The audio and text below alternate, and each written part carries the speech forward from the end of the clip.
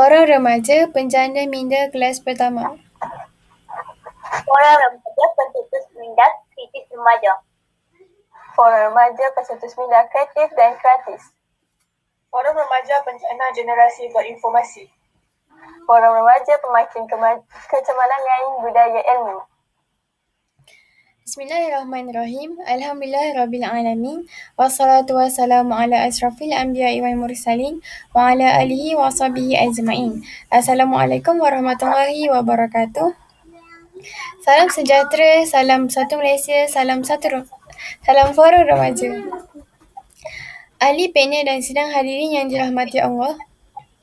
Segala puji-pujian kehadrat Allah Subhanahu Wa Taala bersama dengan limpah kurnia dan izinnya dapat kita bersama-sama bersua dalam pertandingan Forum Remaja pada pagi nirmala yang bening lagi ceria ini. Hadirin yang saya hormati, sebelum saya memperkenalkan ahli-ahli panel kita yang manis lagi ayu bergaya pada hari ini, izinkan saya untuk mengupas terlebih dahulu tajuk Forum Remaja kita pada hari ini. Tajuk forum kita berkisar tema sosial iaitu gejala buli. Salah siapa? Remaja pada hari ini bakal menerajui puncuk pimpinan negara pada masa hadapan dan merupakan aset modal insan negara bak kata pepatah. Pemuda harapan bangsa, pemudi tiang negara. Berikan saya 10 orang remaja, nescaya saya akan gegarkan dunia ini. Begitulah ucapan retorik yang pernah dilontarkan oleh bekas Presiden Parti Indonesia Soekarno yang menggambarkan betapa gahnya peranan remaja sebagai penentu pembangunan dan kemajuan negara pada masa hadapan. Malangnya, dalam proses menongkar arus globalisasi yang pantas bergerak bagai belut di ketil ekor, keruntuhan akhlak remaja semakin membimbangkan sejak akhir-akhir ini. Salah satu masalah sosial yang kian merebak dalam kalangan remaja ialah gejala buli. Salah siapa? Berdasarkan statistik Kementerian Pendidikan, terdapat lebih daripada 14,000 kes buli di sekolah-sekolah di seluruh negara antara tahun 2012 dan tahun 2015 dan sebahagian liputan seluruh negara melibatkan seorang mahasiswa Universiti Pertahanan Malaysia Zulfarhan Osman Zulkarnain meninggal dunia dipercayai akibat didera oleh seolah-olah menjadi bom jangka yang menyedarkan kita dari lena bahawa budaya budi dalam kalangan pelajar merupakan isu yang tidak boleh dipandang enteng sama sekali. Baiklah sidang hadirin, sebelum kita menelusuri lebih mendalam topik pembincangan, molek kiranya kita berkenalan dengan ketiga-tiga ahli panel kita pada hari ini. Saya, Auni Sofia binti Arazmi, akan mempengerusikan forum ini dari awal hingga ke akhir bicara. Rishalini yang merupakan ahli panel yang pertama. Selamat datang saudara, apa khabar? Terima kasih saudari pengurusi. Saya baik-baik sahaja. Seterusnya, saya perkenalkan ahli panel kedua, iaitu saudari Nur Afina Auni binti Abdul Malik. Selamat datang saudari, apa khabar? Alhamdulillah, khabar baik saudari pengurusi. Seterusnya, ahli panel yang manis bergaya tak lain tak bukan tentulah ahli panel kita yang ketiga, iaitu saudari Auni Intan binti Safia. Walaupun nampak pemalu, namun petah bicaranya. Apa khabar saudari? Alhamdulillah, saya berada dalam keadaan yang baik. Salam forum buat semua. Usai salam perkenalan dengan semua ahli panel, kembali kita kepada topik forum kita, iaitu gejala buli dalam kalangan pelajar salah siapa. Bukan menuning jari, bukan mencari salah siapa. Angkara durjana penuh sengketa perlu kita tangani bersama. Sidang hadirin yang dihormati, sebelum kita melangkah dengan lebih jauh lagi, eloklah kiranya kita menelusuri apakah sebenarnya dimaksudkan dengan buli dan apakah punca yang menyebabkan gejala ini semakin berleluasa dalam kalangan pelajar. Bagi menjawab persoalan ini, izinkan saya mengajukan soalan pertama kepada ahli panel pertama. Saudari Risha, mohon saudari merungkaikan persoalan ini kepada semua. Selamat siang pembuka bicara. Terima kasih saudara pengerusi yang manis lagi pecah bicara. Salam sejahtera kepada sidang hadirin yang dihormati. Menurut Nozadi Abdullah, buli boleh ditafsirkan sebagai tingkah laku agresif seseorang pelajar atau siswa belajar dengan mengganggu mangsa sama secara fizikal atau psikologi dalam satu jangka masa yang panjang. Kamus Dewan Edisi ketiga pula mentafsirkan buli sebagai perbuatan mendera atau mempermainkan seseorang dengan tujuan untuk menyesuaikan suasana baharu.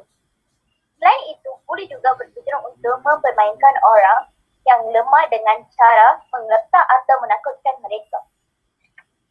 Punca dominan yang menyetuskan fenomena ini ialah remaja tidak mempunyai didikan agama dan teguh.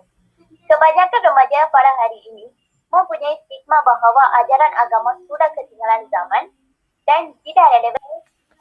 Pada alas ini sering mempunyai tanggapan bahawa ajaran agama tidak penting berbanding dengan pendidikan akademik yang dianggap sebagai tiket kejayaan anak-anak pada masa hadapan.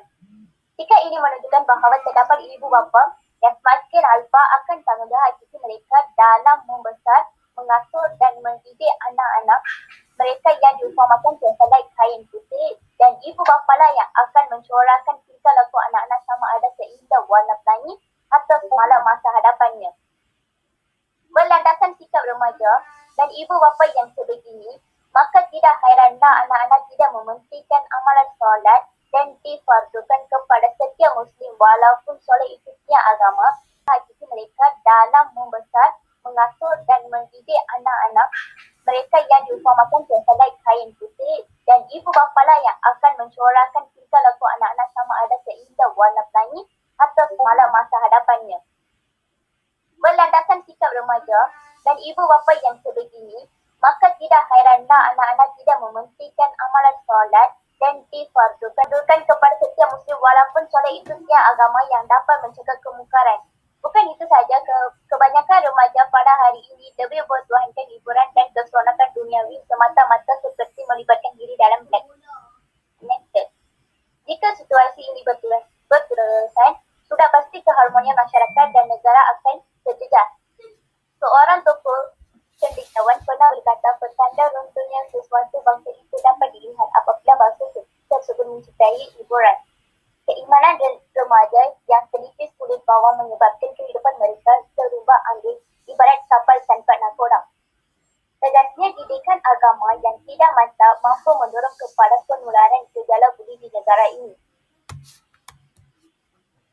Sidang hadirin, demikian tadi penjelasan tentang tarikh gejala buli yang pada pandangan saya merupakan penjelasan terperinci dan menarik daripada saudari ahli panel pertama. Seterusnya, saya mohon penjelasan daripada ahli panel yang kedua, saudari Nur Afrina Auni, tentang punca-punca lain yang boleh menyebabkan remaja terdorong untuk melakukan gejala ini. Assalamualaikum dan salam sejahtera. Terima kasih saudari pengurusi. Sidang hadirin yang dihormati, pergoyahan intensif kekeluargaan juga menjadi pemakin kepada gejala buli yang melanda di busa tercinta kita ini. Institusi keluarga porak-poranda disebabkan oleh tiada lagi persefahaman antara pasangan suami isteri. Oleh itu, kes dera pertengkaran dan penceraian semakin meningkat bagai bangkai gajah yang tidak dapat ditutupi dengan nirunya lagi. Menurut kajian Jabatan Kemajuan Islam Malaysia JAKIM, pada perceraian pasangan suami isteri, Islam di Malaysia berlaku sekali dalam tempoh masa 15 minit. Keluarga yang porak-poranda akan lalai untuk memberikan kasih sayang mereka kepada anak-anak mereka.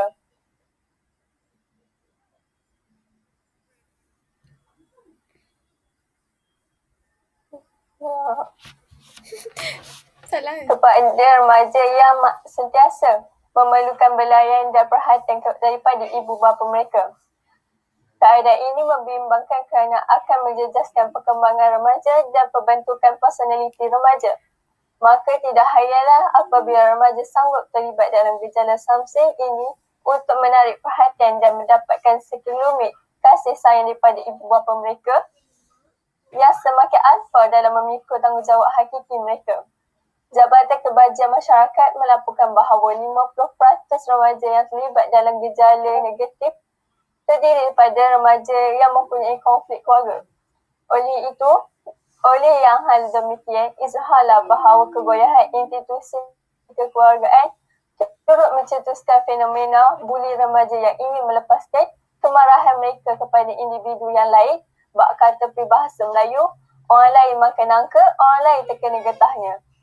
Jika kita kaji dari dimensi yang lain, pengaruh rakan sebaya juga merupakan antara faktor gejala buli semakin menular kian serius bagai duri dalam daging di negara kita pada hari ini. Hal ini dikatakan demikian kerana remaja pada hari ini lebih mempercayai rakan sebaya daripada ibu bapa dan guru-guru mereka. Tindakan remaja yang sanggup menturuti kata-kata kawannya tanpa memikirkan risiko dapat diumpamakan seperti kerbau dicucuk hidung. Bukan itu sahaja, kebanyakan remaja tidak ingin dipulaukan atau disisir oleh ahli kumpulan sekiranya enggan menturuti perlakuan dan kata-kata mereka. Menurut Prasha yang merupakan pelapor awal tentang kajian buli, mengutarakan mewujudkan geng atau persatuan. Remaja yang masih berbau pucuk jerangau ini sanggup mengkhianati kepercayaan ibu bapa dan guru mereka daripada mengkhianati kumpulan mereka. Sebagai contohnya, 8 orang pelajar tingkatan 5 dari Kolej Melayu Kuala Kangsar MCKK telah menggugat guru asrama yang menggunakan parang. Kumpulan pelajar ini sanggup bertindak demikian demi melepaskan kemarahan dan berseronok-seronok tanpa memikirkan impaknya kepada diri sendiri dan orang lain. Ekoran sikap remaja yang tersalah memilih kawan menyebabkan mereka mudah dipengaruhi oleh anasir-anasir negatif seperti membuli. Hal ini dapat dikaitkan dengan petikan sebahagian daripada hadis Nabi yang bermaksud, jika anda berkawan dengan tukang besi, maka percikan api akan terkena pada tubuhmu. Pendek kata, pengaruh dan tekanan daripada rakan sebaya turut menjadi penyebab kepada kemelutan buli semakin sukar ditandatangani. Terima kasih atas penjelasan yang panjang lebar tentang punca-punca lain yang boleh mendorong gejala buli dalam kalangan pelajar. Sahabat-sahabat ahli panel dan sidang hadirin yang dihormati, apakah kesan perlakuan buli terhadap mangsa dan apakah tindakan yang sepatutnya diambil oleh mangsa? Silakan Saudari Auni Safiah. Bismillahirrahmanirrahim. Assalamualaikum dan salam sejahtera. Terima kasih saudari penerusi. Antara kesannya ialah mangsa buli akan mengalami kemurungan atau cemas. Selain itu, mereka terpaksa menempuh penderitaan berikut antaranya peningkatan perasaan sedih dan keseorangan, perubahan masalah tidur dan makan, hilang minat dalam aktiviti yang sering diceburi. Isu ini akan berpanjangan sehingga dewasa. Masalah kesihatan dari segi emosi dan psikiatri, kecicilan dalam pelajaran kerana kanak-kanak takut ke sekolah untuk mengelakkan daripada dibuli. Selain itu, kesan buli membawa kepada bahaya atau pendedahan untuk membunuh diri kerana merasakan diri mereka tiada harapan. Tiada kuasa serta tersyarah maruah diri akibat perbuatan dera. Saudari pengerusi dan sidang hadirin, mangsa buli di sekolah dan Institut Pengajian Tinggi IPT biasanya menyembunyikan apa yang berlaku daripada pengetahuan ibu bapa, guru dan pihak sekolah kerana takut dipukul oleh pembuli. Pelajar-pelajar lain juga mendiamkan diri. Kenapa boleh wujud keadaan sebegini? Hal ini ada kaitan dengan persepsi masyarakat memandang remeh mengenai perkara ini. Tanggapan masyarakat ialah buli sebahagian daripada budaya masyarakat tempatan, malahan seluruh dunia. Kebanyakan masyarakat tidak sedar isu buli memberi kesan jangka panjang dari segi perkembangan psikologi dan emosi.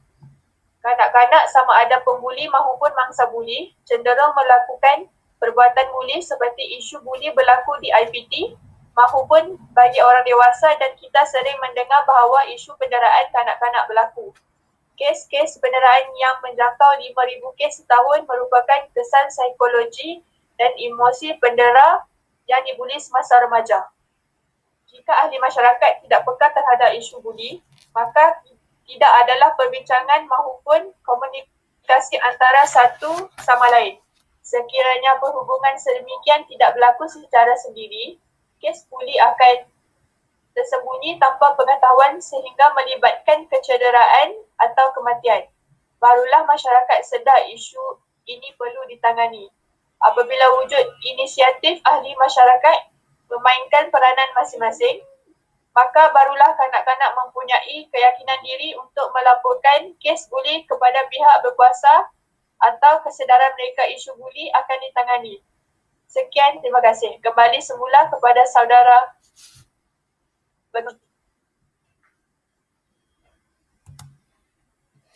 Terima kasih saudari Auni Safia. Ya, sidang hadirin yang dihormati dan dirahmati Allah, kita masih lagi berada dalam majlis forum remaja di musim PKP akibat pandemik COVID-19 ini. Pada ketika dan saat ini, kita masih lagi mengupas tajuk gejala buli dalam kalangan pelajar salah siapa. Selamat bersiaran kepada saudara dan saudari yang baru saja melayari siaran maya ini. Kita teruskan berbicara kita pada hari yang berbahagia ini. Saya percaya gejala ini jika dapat ditangani dengan baik, sudah pasti gejala ini tidak akan membarah dalam kalangan pelajar. Soalan saya kepada ahli panel pertama, apakah langkah yang boleh diambil dalam usaha menangani gejala ini? Terima kasih saudari pengurusi. Berkata pepatah, tiada penyakit yang tiada penyembuhnya. Terdapat banyak langkah yang efektif buat mulut ini. Ibu bapa haruslah menampilkan teladan yang baik kepada anak-anak mereka supaya anak akan mencontohi kelakuan ibu bapa mereka supaya pada tangkapan anak mereka, perbuatan ibu bapa adalah sentiasa betul dan patut diikuti. Janganlah ibu bapa berlakuan baik di hadapan anak-anak sahaja, sedangkan mereka juga sering mengejek, menghina orang dan sebagainya. Pak kata pepatah, apa-apa boleh anak rintik, serta mengajar anaknya berjalan lurus sedangkan dirinya berjalan penyet. Ibu bapa juga harus sentiasa mengambil perhatian tentang keadaan anak mereka semasa di sekolah dan memberikan belayan kasih sayang yang sepenuhnya kepada mereka supaya mereka tidak berasa sunyi dan diabaikan. Ibu bapa juga harus memupuk anak mereka sejak kecil lagi seperti melentur bulu piala dari rebungnya agar sentiasa sudi meluahkan isi hati dan masalah dihadapi kepada mereka bagi menghadapi bersama-sama. Kembali semula kepada pengurusi. Saudari pengurusi, izinkan saya menyuarakan buah fikiran tambahan berdasarkan ulasan saudari ahli panel yang pertama tadi. Silakan saudari, kita masih lagi membicarakan tentang langkah-langkah yang boleh diambil untuk menangani masalah buli dalam kalangan pelajar. Terima kasih saudari pengurusi. Para pelajar juga harus berganding bahu dengan pihak sekolah dalam usaha membendung gejala ini. Para pelajar yang ternampak kes buli ini berlaku atau menjadi mangsa pembuli harus memberanikan diri untuk melaporkan kepada pihak sekolah dengan segera agar masalah ini dapat diatasi dengan secepat mungkin dengan demi kesejahteraan sekolah.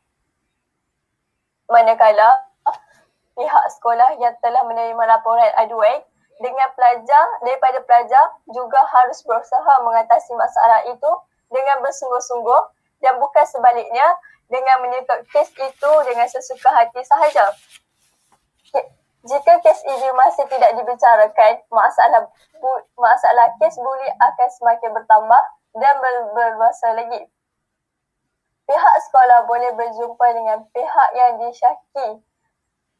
Pihak sekolah boleh berjumpa dengan pelajar yang disyaki melibatkan diri dalam kes buli dan juga ibu bapanya untuk membincangkan masalah yang dihadapi oleh pelajar tersebut dan mendapatkan jalan keluarnya. Pihak sekolah harus mengenakan hukuman yang setimpal kepada pelajar tersebut agar dia tidak mengulangi perbuatan itu lagi dan juga dijadikan sebagai iktibar kepada pelajar lain. Disiplin dan peraturan sekolah juga perlu diketatkan dan ditekankan kepada para pelajar supaya para pelajar mengikuti etika peraturan sekolah dan tidak membuat kesalahan seperti penglibatan dalam gejala sosial seperti membuli. Tambah pula, pihak kerajaan juga harus memainkan peranan dalam membendung gejala ini. Kementerian Pelajaran dan juga pihak sekolah harus menitik beratkan isu kes buli ini dalam pelajaran di sekolah melalui mata pelajaran tertentu seperti pendidikan moral, pendidikan Islam, pendidikan sivik dan sebagainya. Melalui pendidikan ini, para pelajar dapat kesedaran dan mempelajari kebaikan.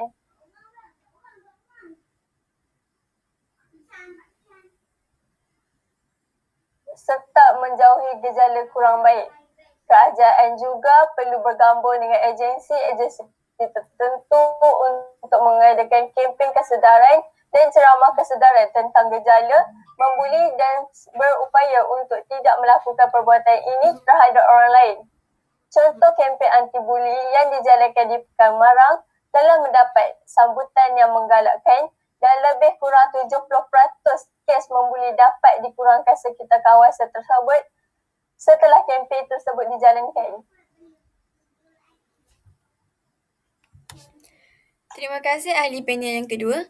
Ahli panel yang ketiga pastinya mempunyai buah fikir yang tidak kurang hebatnya. Silakan saudari.